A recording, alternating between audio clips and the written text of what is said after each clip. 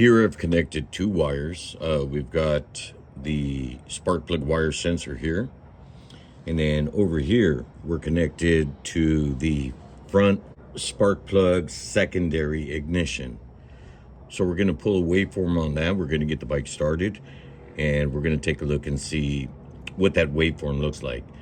Then we're going to switch over to the other wire for the rear spark plug.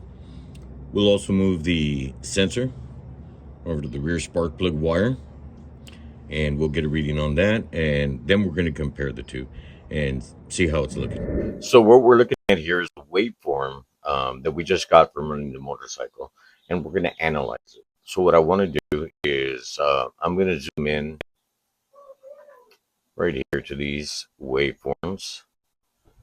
Let's move it over so that we can get it good for our screen. Okay, and we're going to look at the values that we have here.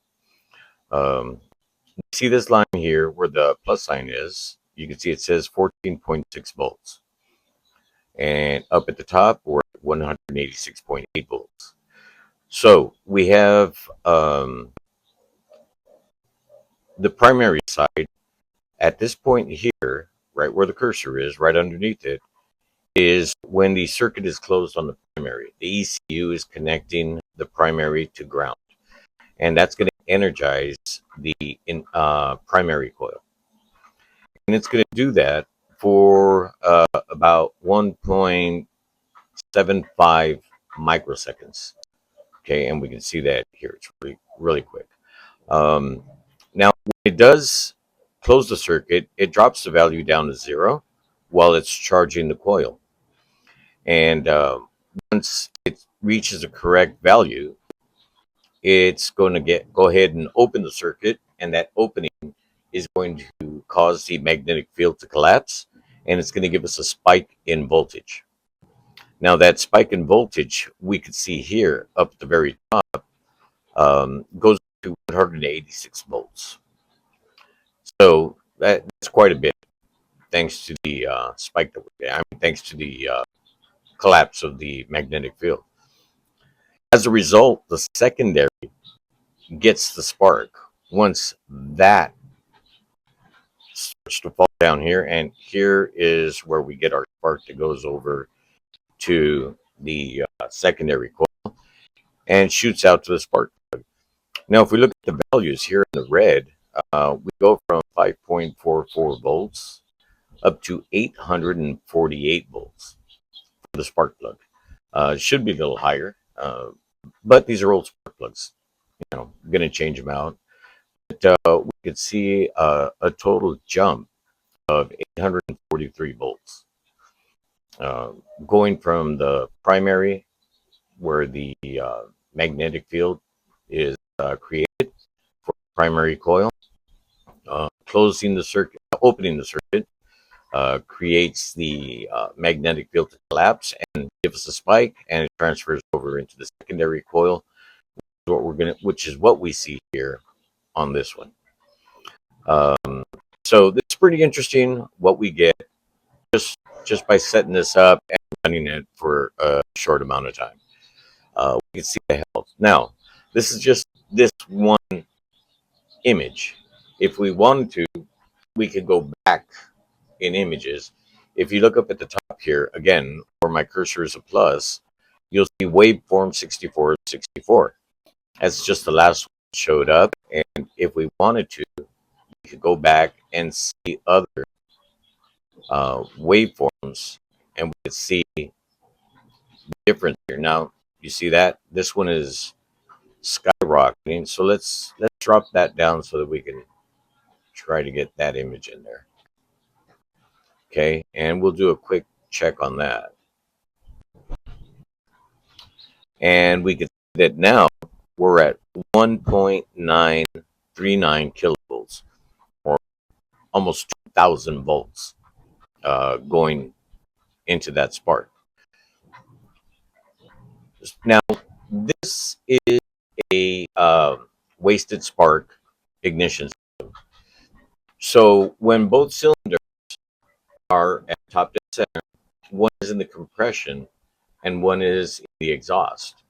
So we don't need that much voltage. We don't need any voltage for the exhaust. We want that all to go into the compression, and that's what we're seeing here. So we can see that huge spike difference from the wasted to the good spark, and we're going to check the value on this primary at the point of collapse, or after it collapses. Now that gets us up to 245 volts from the 14. So we see here at the bottom, you can see the circuit is closed, bringing us down to zero. And once we reach the correct voltage and time for ignition, it opens that circuit again, creating the collapse of magnetic field and creating a spike of 245 volts.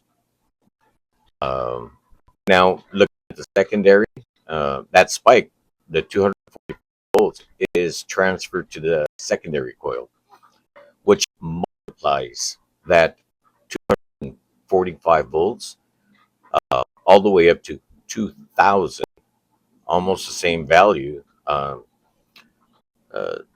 1,939. So, it's really multiplying that voltage a bit, and we're seeing that spike right here that gets to the spark plug. So we see the two parts of the wasted spark ignition system, um, and this is when the front cylinder, because that's what we're measuring, is at top dead center well, just before top dead center, actually, uh, just a few degrees before top dead center. Um, this is all happening, and it's instant. This happens, like I said, 1.75 microseconds. So that's 1/40th of a second. So you can imagine that's pretty quick. Um, so this is what it looks like on a good. Hope you enjoy it. If you have any questions, do me a favor. Let me know. Send them in. Put in your comments. Uh, if you have any suggestions, if you want to tell me I'm an idiot and I'm wrong, do me a favor. Put them in the comments. Let me know that I'm reading something wrong. Uh, and we'll go over it. I'll put that post up once I get the comments. Other than that, this is the result, and it's actually pretty simple to get this all set up and to get good readings. Go from here. Okay. Thanks again for watching. I hope you enjoyed it. If you did enjoy it, if you found this interesting and you learned something from it, do me a favor, give me a like, a little heart, click on that, or send me a comment, and also follow. And I'm gonna keep bringing stuff up. Yeah, I know it's a little crazy, and I kind of put things in, but I'm getting better at it. Just starting out, okay? So follow, get notified of new stuff that's coming up. We just did the primary, secondary ignition. Next, I want to do the crank position sensor, which tells the computer when to fire this stuff.